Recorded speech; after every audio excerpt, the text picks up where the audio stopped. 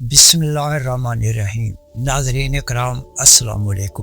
میرے چینل آئینہ اسرار کے تمام ساتھیوں کو خوش آمدید۔ کیا آپ نے کبھی سوچا ہے کہ جس قرآن پاک کی ہم تلاوت کرتے ہیں اس کی آیات کے پیچھے ایک ایسا ریاضیاتی نظام چھپا ہے جو انسانی عقل کو حیران کر دیتا ہے۔ ایک ایسا ڈیجیٹل کوڈ جو 1400 سال سے اس مقدس کتاب کی حفاظت کر رہا ہے۔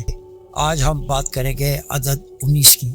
یہ بھی دیکھیں گے کہ کس طرح سورۃ علق اور سورۃ نصر جو ترتیب میں ایک دوسرے سے کافی فاصلے پر ہیں مگر ریاضیاتی نظام کے ایک ہی دھاگے میں پروئی ہوئی ہے۔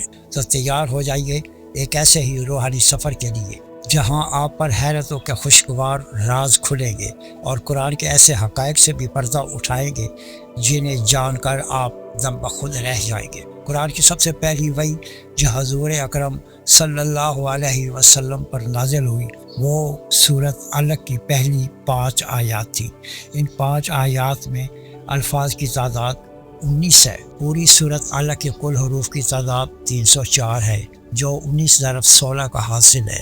سورۃ علق کو قرآن کی ابتدا سے گنے تو اس کا نمبر 96 ہے، یعنی اس سورت سے پہلے 95 صورتیں ہیں جو 19 ضرب 5 کا حاصل ہے۔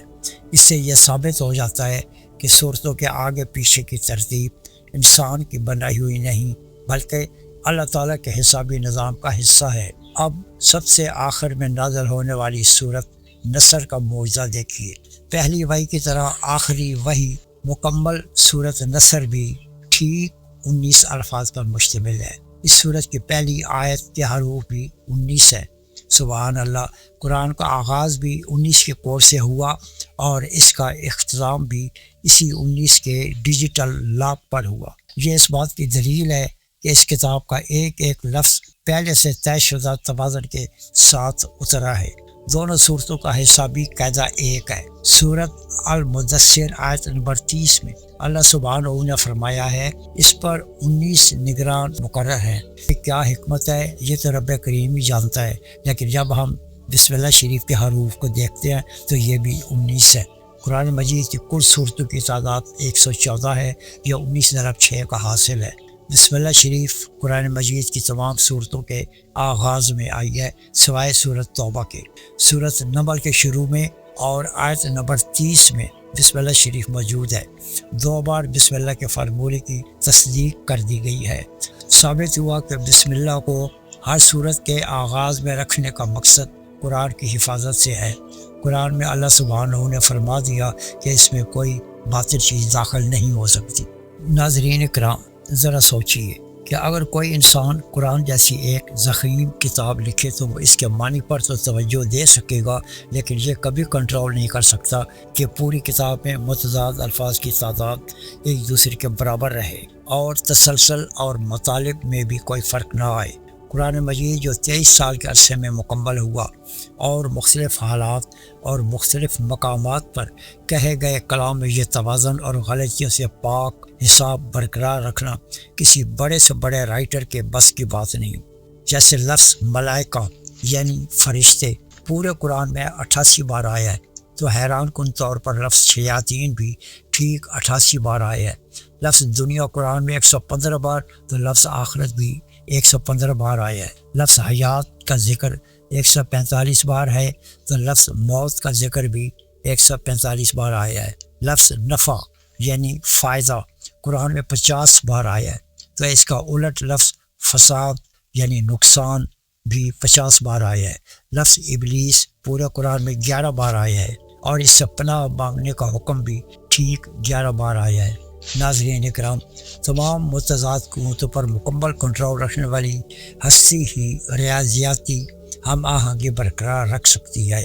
اب کائناتی حقائق بھی ملاحظہ فرما لیں۔ قرآن نے جو اعداد شمار 1400 سال پہلے پیش کر دیے تھے وہ آج جدید سائنس نے دریافت کیے ہیں۔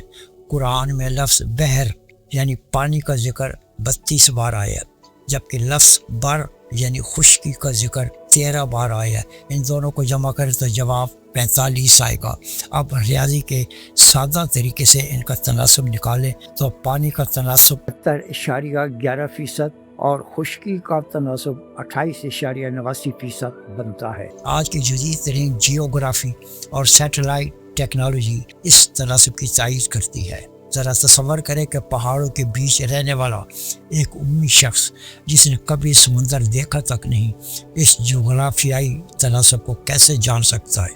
یہ صرف اس ہستی کا کمال ہے جس نے ساری کائنات کا نقشہ خود بنایا ہے۔ قرآن میں لفظ شہر مہینہ ٹھیک 12 بار آیا ہے۔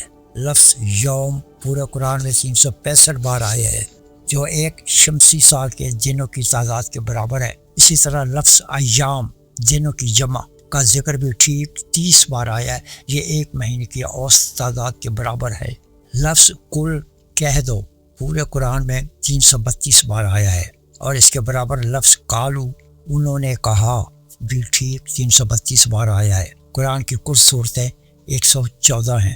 57 صورتیں ایسی ہیں جن کا نمبر اور ان کی آیات کی تعداد کو جمع کریں تو جواب جفت عدد میں آئے گا، اور دوسرا حصہ یعنی بقیہ 57 صورتیں ایسی ہیں جن کے نمبرز اور آیات کی تعداد کو جمع کریں تو جواب طاق عدد میں آئے گا۔ یہ اعداد شمار محض اتفاق نہیں بلکہ اس عظیم ریاضی دان کے کمالات ہیں جو ایٹم کے اندر موجود پروٹونز کی تعداد سے لے کر کہکشاؤں کے کھربوں ستاروں تک کا حساب رکھتا ہے۔ قرآن اپنی فصاحت و بلاغت میں دنیا کا بلند ترین کلام ہے۔ اللہ کا ایسا شاہکار معجزہ ہے جس کا متبادل قیامت تک نہیں مل سکتا۔ یہ غور و فکر کی کائنات ہے۔ اس سمندر میں ہزاروں مزید اسرار ابھی پوشیدہ ہیں۔ رب کریم ہمیں اس مقدس کتاب کو سمجھنے اور اس پر عمل کرنے کی توفیق عطا فرمائے۔ اگر آپ کو یہ ویڈیو معلوماتی لگی تو لائک، شیئر اور کمنٹ کرنا نہ بھولیں، اور نئے آنے والے احباب سے گزارش ہے کہ چینل کو سبسکرائب کر دیں۔ انشاءاللہ ملیں گے اگلی ویڈیو میں قرآن کے مزید حیران کن معجزات کے ساتھ جو آپ کی نظر سے پہلے نہیں گزرے ہوں۔ اللہ آپ کو اپنی حفظ و امان میں رکھے۔ اپنا اور اپنے پیاروں کا بہت خیال رکھیے گا۔ اللہ حافظ۔